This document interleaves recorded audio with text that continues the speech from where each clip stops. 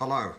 The footage I'm about to show you is of a man I don't recognise. He's a 50-something Caucasian disc jockey from the Norfolk area, and he's a man so out of touch with ordinary people that he's able to make comments as crass and offensive as these. His name, I'm afraid to say, is Alan Partridge. I was interviewing some teenagers and was very much on their level. That was Funky Gibbon by the Goodies to show that we are not averse to a little bit of anarchy. But when one of them accused me of bestial filth... What's that supposed to mean? That you shag sheep. I literally went berserk. You dick, calling me a sheep shagger. I think maybe you're a sheep shagger. Yeah, you're the one that keeps going. Probably keep sheep magazines under your bed. Spooning them with your hot balls pushed up against its woolly back. You're just a bloody chav, chav, chav, chav, chav, chav, chav, chav. Watching that footage back, it makes me feel pretty crummy. I vowed never to make the same mistake again. And yet, in an incident that beggars belief, I made a similar mistake the following night at a golf club dinner. I was actually chatting with 5 chavs. Chavs? Sorry, I was chatting with 5 chaps. Not chavs? Not fight chavs. You come here to get away from the chavs. Off, back to your council houses, council houses, council houses, council houses, council houses. I knew I was in trouble. There's a shitstorm coming my way. In the days that followed, the footage went viral. And while I hope the person who leaked it also goes viral, I'm talking about Ebola, the public response was damning. I was labelled ignorant, prejudiced, hateful, and in a comment that chilled me to the bone, a man who said he'd secretly filmed me taking my trunks off at the David Lloyd Leisure Centre threatened to use it as revenge porn. I found myself upbraided by management, listeners, and a North Norfolk digital producer who doesn't even work on my show. And then my sponsors began to walk. Chaucer's Country Kitchen, gone. NPP Escrow, gone. United Farm and Animal Feed, wanted to reduce fee. It was the lowest point of my career. But was I to blame, or society? Because it seems to me that in this once united kingdom, a schism has formed. A schism or a chasm between the haves and the have-nots, or haven'ts. And that realization has given me the idea for a uniquely insightful documentary format. A journey of redemption to the wrong side of the tracks. Join me as I explore an unreported Britain, inhabited by the very people I had offended. And, God willing, become a better citizen, a better man, and a better, more sought-after broadcaster. Welcome to Alan Partridge's Scissored Isle.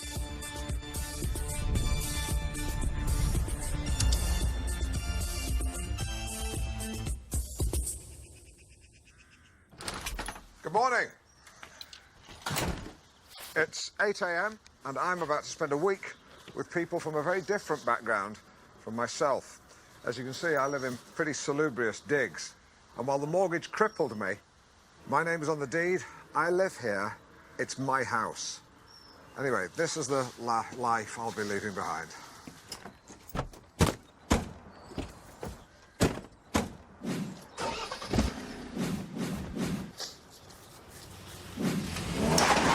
See ya!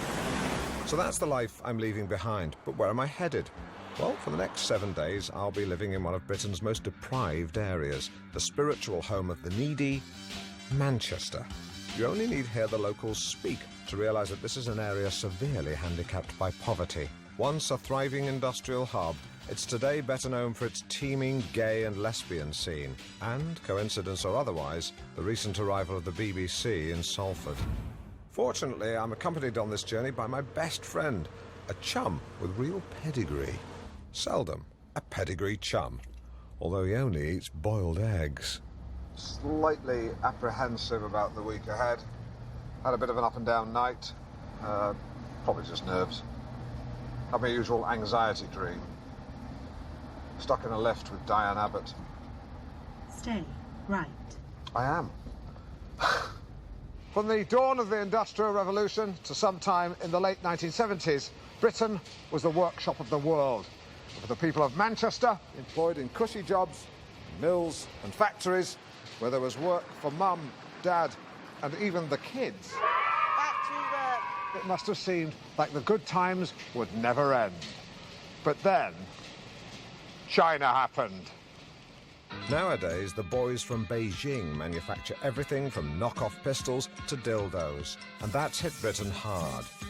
So when the UK's manufacturing sector collapsed like a warm Easter egg, where did all the workers go? Well, today, over 1 million of them are employed in one of these. It's called a supermarket. It's much more than a place to buy cheese, chops, chocks, and cheap chicken, and chicory and chives. Hello, Alan Partridge. You must be Paul. It's David. Right. This was store manager David Paul. Place. It really is like an enormous cathedral, isn't it? Where people come to worship shampoo and grapes. That's right, yeah. But you don't own the store, do you? No, I'm the manager. The manager, of course, yeah, absolutely. Yeah. I love the hot flush from the warm air curtain on entry. David had agreed to let me do a shift in store to experience firsthand what it was like to work on the front line of modern retail. You checked your eggs? Yeah, just a bit of chicken shit, but we all follow through now and again, don't we? Men may take all the top jobs in driving and science, but across the UK, women dominate nearly all forms of till-based employment. But could I, as a man, pass muster or scan mustard? And my wife let me for a fitness instructor. Morning. Morning. Do you want to pop your things on the conveyor? Don't worry about that, we're just making a documentary. Want you to pop your things on the conveyor belt? No, not the basket, just the items. Oh, well, don't put them on the floor because you have to keep bending down to pick them up. So just pop back at the end. That's all right. Yeah, but not on the conveyor, at the very end. OK. Should we scan your items? OK. Yeah, well, no, don't bring them to me. I move them forward like this. And so put the beans back. No, not in the basket. Not in the basket. No, don't bring them to me. Just put them on the conveyor.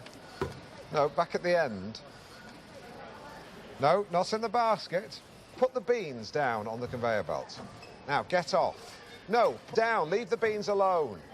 Not in the basket, on the conveyor belt. Alan. She's not listening to me.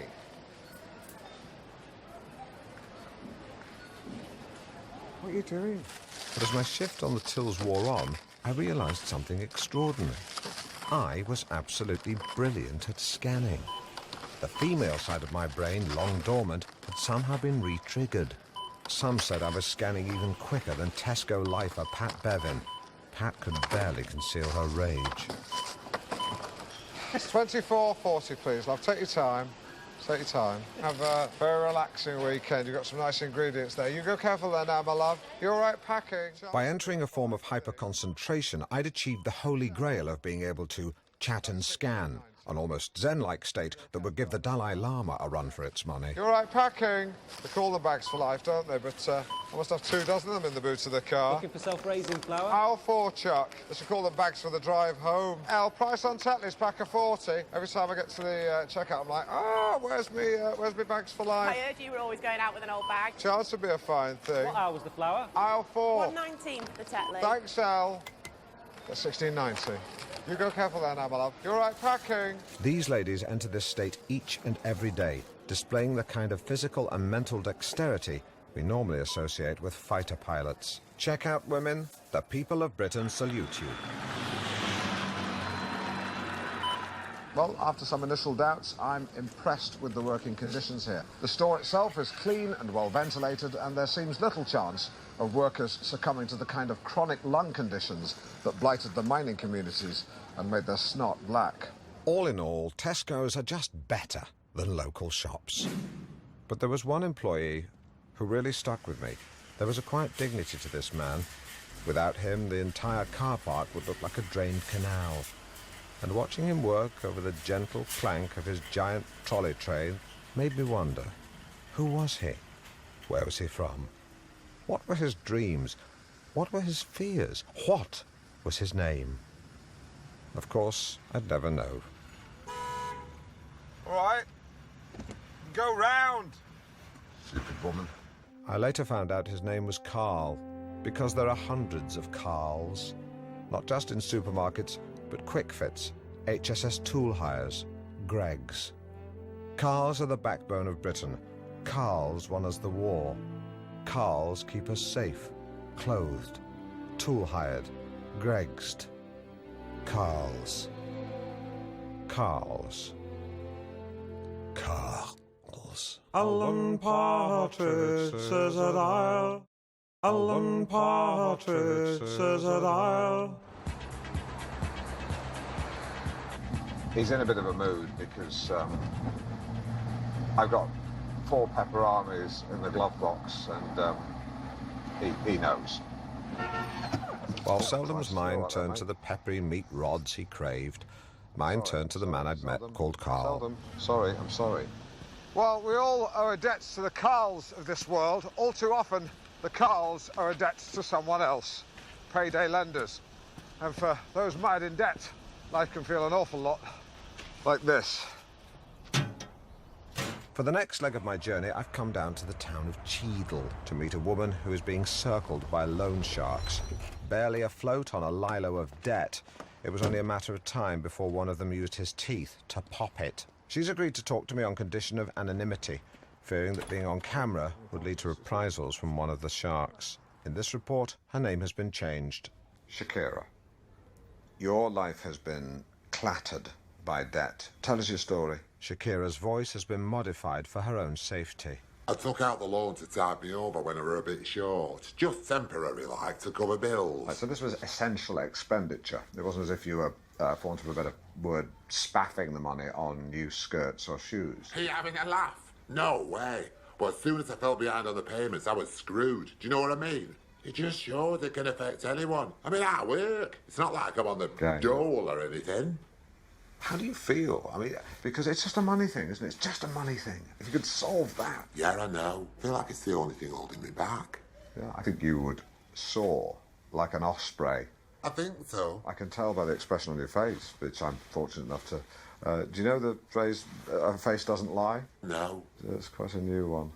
So how do you feel now about payday lenders? I think they're scum. Yeah. I think they're worse than scum. I think they're... I want to say sludge. It galls me to think I'm going to have to smudge out that young lady's face. In fact, I can honestly say that hearing her story has made me more angry than at any time since the 9/11 debacle. That's why I've come here, to confront the man who owns the company that has shat all over her life. Unlike so many of history's most famous moneylenders, from Shylock to those guys in the temple when Jesus went bananas, this one also turned out to be a man. Kevin Ruddock, founder of First Person Finance. First Person Finance declined our request for an interview, so I've come here to Mr. Ruddock's comfortable, pebble-dashed suburban home, see if we can get some answers. Kevin Ruddock, First Person Finance. What is this? Alan Partridge, Pear Tree Productions. Do you think it's right that you charge your customers extortionate rates of interest? Why do you charge your customers extortionate rates of interest, Kevin? Why are you walking away, Kevin? I'm sure your customers would like to know why you're walking away. I'm sure your customers would like to know why you're walking past these trees, sort of looking over there for no reason. Why do you charge extortionate rates of interest? It's a simple question, Kevin. You can answer a simple question. You're a big boy. You eat your greens. Hey, you tie your own shoelaces, don't you, Kevin? Hey, you eat your crusts. Answer the question. You wipe your own bum. You've always been flat-footed, Kevin. You sound like you're slapping the pavement with 2 pieces of ham. You stink of toothpaste, by the way. If you just brushed your teeth, you've got a clean mouth, why don't you use it? Why do you charge your customers extortionate rates of interest? What, hey, Kevin? Why are your cheeks so big? Get off my car. Is that where you store your money? Are you a coin squirrel, Kevin? Hey, why do you look like a sad teddy? Why do you look like a sad teddy in a suit? Not very good at this, are you? What? I think you should just stick to radio. What do you have? When have you heard my radio show? Listen to it every morning, mate. It's only on in the Norfolk area. I've got a DAB. Right. All right, then what's your favourite bloody bit, then? Lunchtime lunatics. Yeah, that's mine. It's my idea. Look, Kev, just go easy on your rates of interest, OK? OK. You know, I get it, you got a business to run, and bills to pay, customers to keep happy. Yeah, I'm the same, I run a business, so I understand the pressures. But, you know, if you can, go easy on your rates of interest, if you can. I'll take a look at it. Cheers.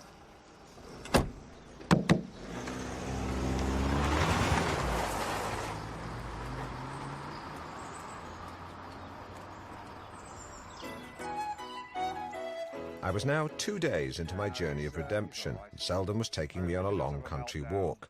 One of his little eccentricities is that if you look him in the eye, he'll attack you, and as I stopped to explain this to a leggy stranger, something dawned on me. Selden wasn't the only thing I was avoiding eye contact with.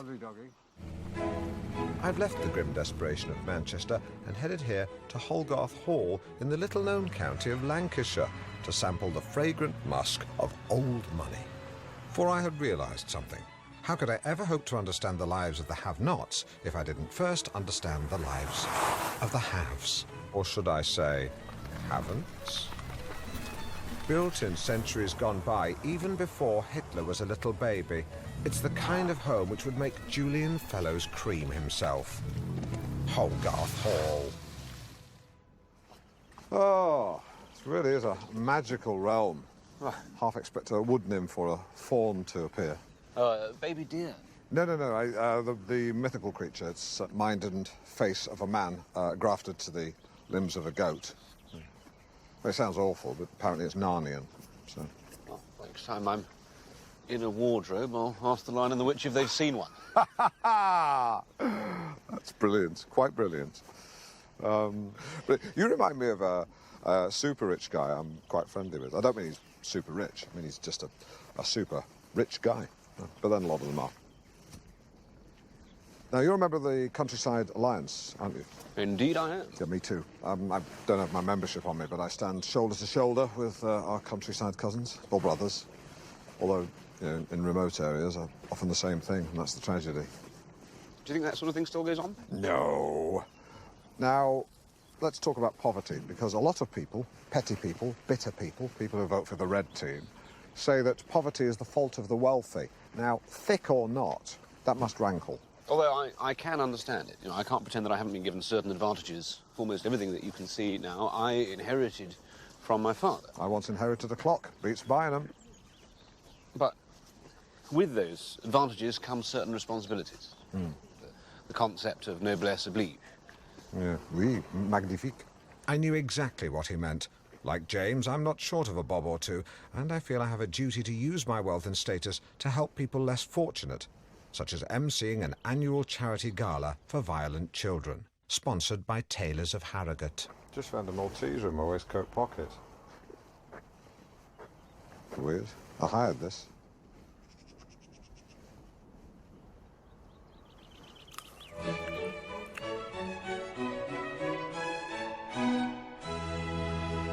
Beautiful embroidery. Yeah. This chap up here bears a striking resemblance to how I imagine the father of Brian May would look. She's gorgeous. Yeah, that is Lord Sebastian. Yeah, no, he's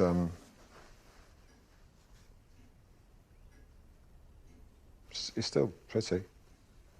Thank you for this time together. Of course, you don't own a house like this. You're a custodian. What a good attitude. Which is why the house is open to the public. I'm amazed you do that. Well, of course, there are certain subsidies. Right. Gotcha. Yeah, trouser it, mate. And you can't let them run amok. Equally, we have 50 staff here who rely on the estate for their livelihood, and I'm a great believer in rewarding hard work. But you can incentivise people, I think, too much. And before you know it, you've got a live wire on your hands who's, you know, suggesting the workers get organised. Give me a break. Well, no, we like them lively. Yeah, but do keep an eye on it, Lord James. I once had a gardener and a cleaner who came on the same day, and I saw them talking one afternoon, and I thought, so I just gently eased them into a staggered arrangement. Would you like to see the estate? Oh, God, yeah. What would you like to see? Oh, orangery and a herb garden, please. Well, come this way. I must thank you again for making me feel so at home. It's amazing, isn't it, that you have this big house and yet people give you money? Please don't touch that. No, God, I never touch doors in stately homes, even to open them. I'll just stand and wait. Before I left, there was just time for Selden and I to explore the estate. Good dog. Come here. Well, watching that shepherd corral his sheep into the pen put me in mind of another chap I met earlier who wrangled a different kind of flock, one made of metal and wheels. His name was Carl. For what is a trolleyman but a shepherd of the town? Could it be that despite our vastly different backgrounds, we aren't so very different after all, and that what binds us together is so much stronger than what sets us apart? Right, he's through the fence. Sheldon! Sheldon! Sheldon! Oh, fuck, he's got one! You have to let him eat it. Alan Partridge says that I'll. Alan Partridge says that I'll. The next day, I headed back to Manchester. Sheldon, have you let off? I wanted to make contact with another unreported group. You dirty bastard. A demographic pandered to, but forever claiming victimhood, like young mums in a coffee shop. My eyes water. I'm talking about youths. Acidic. But these are no ordinary youths keen on Duke of Edinburgh awards and family barbecues. These are gnarled inner-city youths, lawless men and women who make up Britain's street gangs, and I want to speak with them. Yet arranging a hookup wasn't going to be easy. They're notoriously flighty and deeply suspicious of outsiders. From my operations nerve centre 10 feet below street level, I fire off calls, texts, emails and snapcats, trying to find a gang prepared to talk. But I come up against dead ends, cold leads and rude idiots.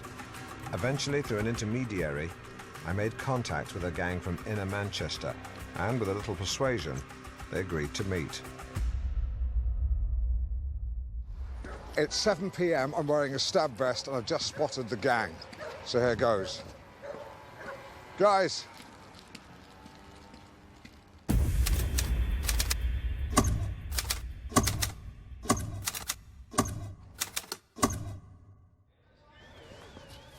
A gesture of goodwill. It's some 200 cigarettes, unused, mainly Marlboro, a couple of dozen Mayfair, some Lamont and Butler, and 10 chocolate cigarettes, because I believe one of you's under 16. Keep them cigs coming, you know. Don't worry, you get more than that. You see, I'll get you cigs and I'll get you booze. Giving them that big bag of fags had bought me some time, but I was still wary.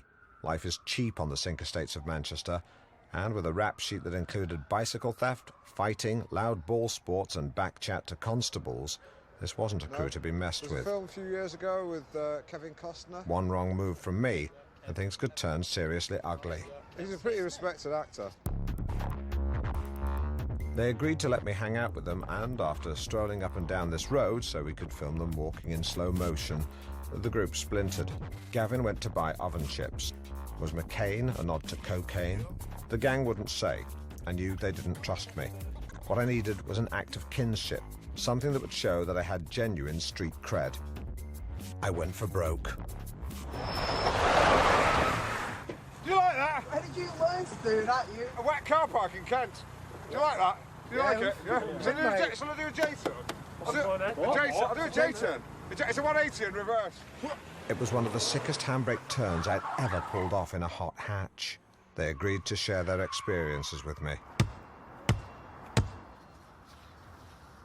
So, Jack, it must be pretty tough growing up in the inner city as a young person, is it?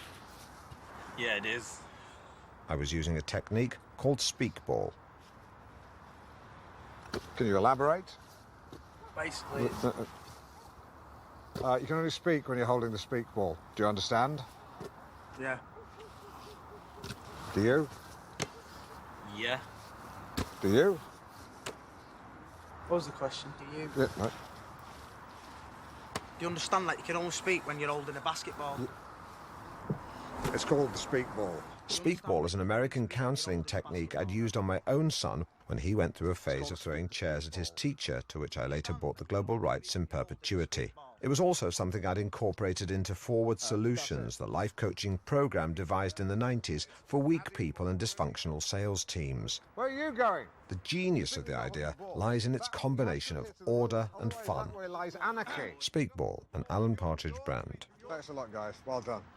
Well, we're getting on great now, and I think the Alan Partridge speakball system has demonstrated itself as an innovative and effective way to connect, and shows that if you give these lads a chance, they will open up. Despite suffering a badly squashed ear, I was actually delighted they'd thrown the b-ball at me. It was exactly the kind of friendly hijinks that proved I was now on the inside. I was even allowed to join their smoking circle. Where's Baz? That is grand. It is, right? Yeah, not bad. A gangland house party and proof I'd been accepted as one of their own. This was nevertheless a tinderbox of underage booze, suspicious glances and fear of outsiders. But I managed to blend in by stooping slightly and saying all right instead of hello. This is an ecstasy pellet. The guys here tell me these change hands for £120 each, although they sold me this one at a mate's rate of just 70. It's chilling to think how easily these can fall into the wrong hands, not to mention a teenage tummy. I'll be disposing of this on my next toilet visit. Because so-called recreational drugs have blighted the lives of junkie teenagers for years, from Aled Jones to Zammo to my assistant's nephew Tim Benfield. And so dispose of it I did, but not before checking it was legit by nibbling a corner off like television detectives do. And whilst this did give me a mild high during which I felt a bit hot and couldn't stop talking about Lewis Hamilton, it was nothing I couldn't handle, and I've no regrets about nibbling it whatsoever. Where are we going now? In actual fact, I enjoyed a perfectly pleasant evening, meeting new friends, chatting amiably, and I was still on the dance floor at 8 o'clock the next morning. At 10 o'clock, I had a meeting with the mayor, which gave me just enough time for a sink wash and an egg baguette, after which I was back to my old self and ready to get some answers. What do you think, do you think there's a growing divide between the haves and the have-nots? Well, life for the poorest sections of society is incredibly tough. The challenge for us as a council is to tackle these problems at a time when our budgets have been cut by central government and we're unable to raise council tax. What can you tell me about your plan to boost inward investment in the area? Well, our main aim for Manchester in the next few years is the economy. Stupid. That's a Bill Clinton quote, by the way. I didn't mean you, Alan. Lovely. We believe that over the next 5 years we can bring in over 500 million of inward investment to the area. Right, which I think I'm right in saying will make Manchester the leading recipient of inward investment of any major city in the G8. Lady Mayor, thank you for speaking to me. It's my pleasure. Ha! I'm so cold. Alan Partridge says that I'll... I'd enjoyed sparring with the Lady Lord Mayor, despite having a minor cold, but it was time to move on and tackle another of the challenges facing underprivileged people in Britain today. We've all got our favourite kind of bank. High street, investment, sand and sperm. But who's heard of a food bank? What's a food bank? Well, it's free food for poor people.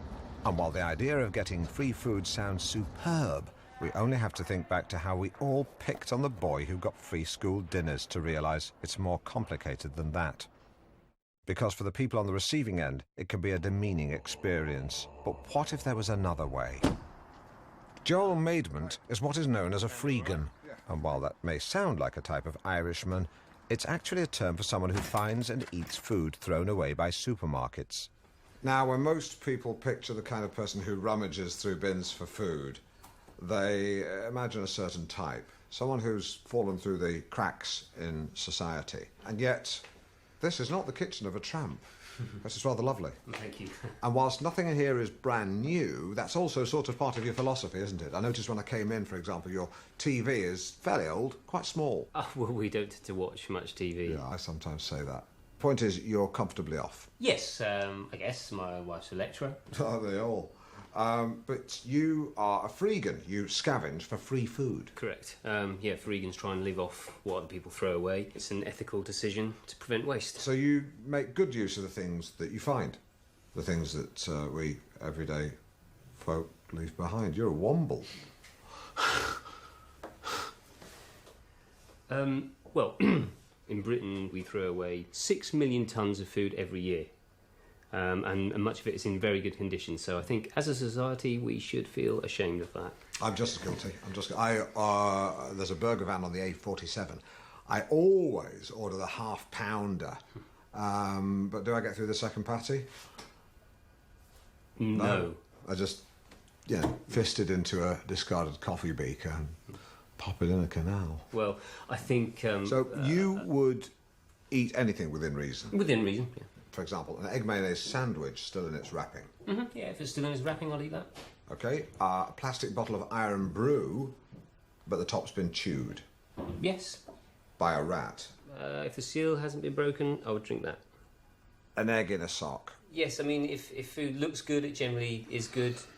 Okay, an egg still in its shell, looks fine, but it's from the 90s.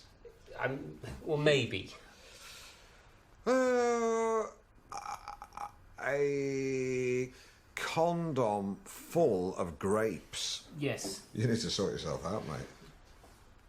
Well, it's one of the coldest nights of the year, and I'm about to go on a scavenge with Joel. I'm wearing a head-mounted GoPro camera, exactly the same sort worn by US Navy SEALs when they assassinated Osama bin Laden. And I'm hoping to find a bin laden with food. Let's freegan! This skip here is just jam-packed with food. Right. Yeah. So it's like a garage full of food, isn't it? Yeah. Actually reminds me of Moira Stewart's garage. Hers was full of snacks during a low point in her life. She survived for a year on Quavers, Cheetos and Pringles. Really? Yeah, she's got scurvy. Actually, she told me that in confidence, so... Oh, I won't say anything. So, yeah, get that ladder there, go up there, and you can get into... I mean, it's basically self-sufficiency, isn't it? Yeah. You know, it's like they say, give a man fish, he eats for a day, give him a fishing rod. Yeah, he'll probably come back the next day saying, you know, that fishing rod you gave me, go on, can I have another? What happened to the one I gave you? Oh, I sold it. Let me guess, to buy some skag. No, to buy some fish. I was hungry. Did it not occur to you that you could have used the fishing rod to catch some fish? Oh, I haven't got a permit and I don't know how to get one. Google it! When did this happen? Oh, it didn't. It's just a generic, annoying man who lives inside my mind. A head squatter. I don't mean a dominatrix. I mean... Shit.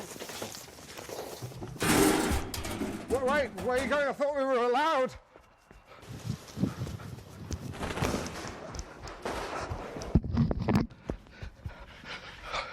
I think the noise that you can hear out there was a security guard. Whilst technically we weren't breaking the law by being out there, security guards tend to have a bit of a chip on their shoulder and no qualifications. That's quite a combination. Oh my God, I think I can hear them locking the doors. Shit. Come on, come on. Come on. Come on, hello? Come on, please. As I pummel the shutter, I catch sight of a figure through a crack in the corrugated door. I can see someone out there. Hello? Man! He's not responding. Chav! I'm deliberately trying to rile him, get him to respond that way. Chav, man! Fat boy! You stop just standing there!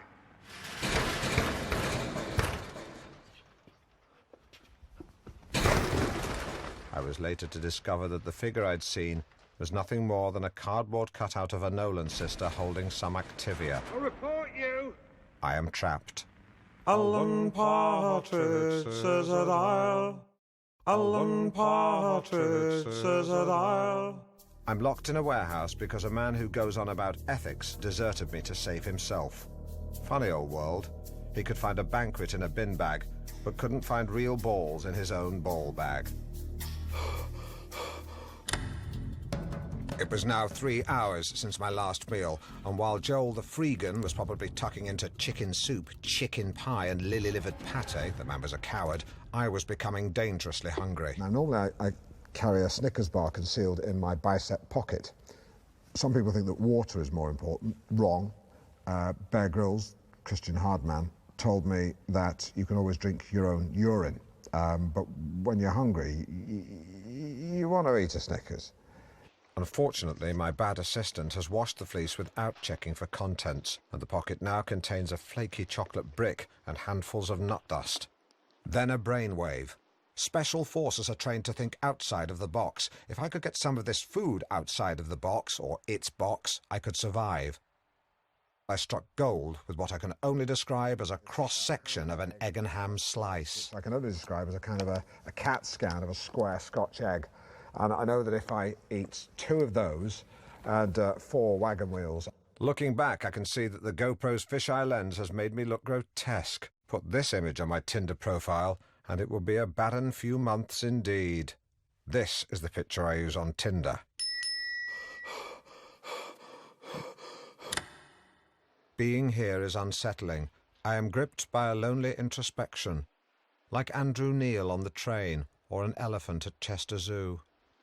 In the 80s, I once climbed onto the roof of a bus shelter to rescue a cuddly lion. I'd won for Carol at a fun fair. Some boys had thrown it up there. This is when I was still married to her. Felt like I could do anything when I was married to Carol.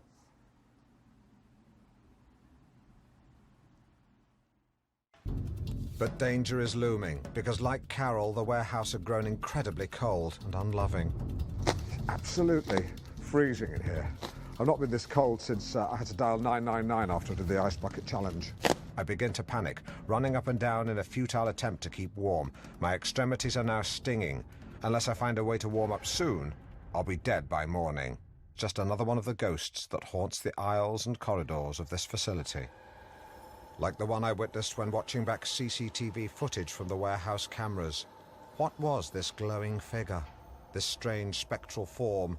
It took me a full 10 seconds before I remembered that it was me. In my desperation to keep warm, I'd used packing material and box tape to fashion what most people would describe as a classic bubble-wrap double gown and cowl. Well, I'm warm as toast. Unfortunately, I look like the bastard love child of a bubble-wrapped honey monster and some sort of demented Scottish widow. Horrific thought, the honey monster forcing himself on a Scottish widow. And she's been through enough. The lovely, bubbly warmth is just the fillip I need in the minutes before the warehouse is due to open. Unfortunately, it turns out the warehouse is closed at weekends, and it is to be another 51 hours before I am discovered, by which time my mental state has become fragile. What are you doing? I'm not a weird thief. Ceasefire! Ceasefire! It's the bubble wrap. Ceasefire! Hold your fire! It's the noise of the bubble wrap. Oh, yeah. What have you done with your fucking clothes? They're folded up over there. Alan Partridge says that I'll... I genuinely feel I've emerged a changed man, and one who's undergone a conversion every bit as dramatic as St. Paul on the road to Damascus, and a good deal safer. Try to convert to Christianity on the roads of modern-day Syria, and you'd be bundled into a car by the bad bastards of ISIS, forced to read a prepared statement on YouTube, and then beheaded by a 10-year-old. Unspeakable, man. And a horrible boy. It was time for me to become a better man, starting with an apology I should have made some time ago to the very person who'd started me off on this journey, the chap I'd so grossly offended, Marvin. 'Twas time to make amends.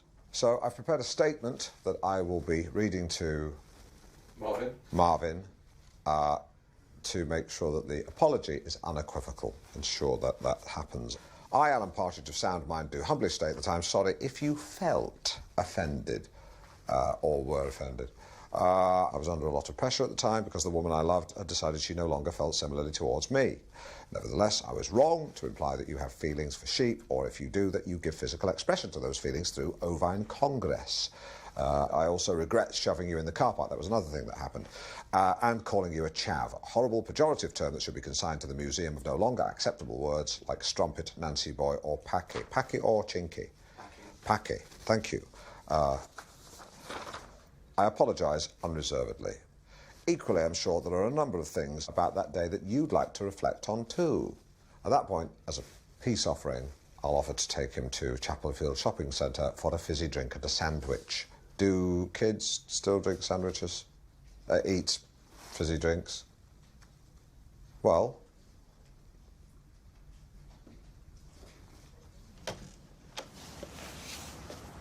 Well, unfortunately, Marvin was a no-show, which is a shame, but I wanted to have my say, so I texted him my statement/apology, and he has responded with an emoji of a sheep. And if you can see that there. Hard to know what that means. If it's a humorous comment, fine. If it's a rehashing of his original sheep shagging comment, then I shan't dignify it with a response. In much the same way that David Cameron deftly swatted away those rather scurrilous rumours. I don't know if you remember, there was a suggestion that David put his cock in a pig's mouth, which in any case should be seen in the context of his many great achievements, such as tax breaks for big business. One in the eye for the tax man. Although there's no suggestion that he put it there.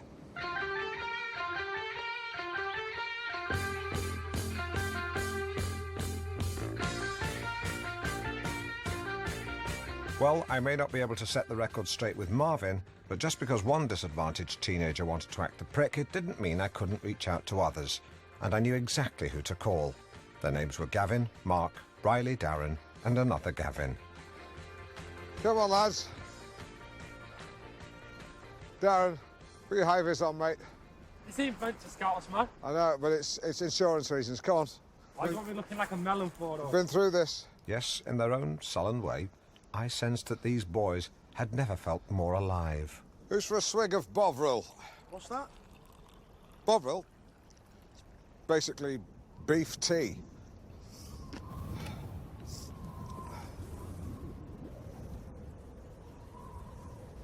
Do you like hot salt drinks?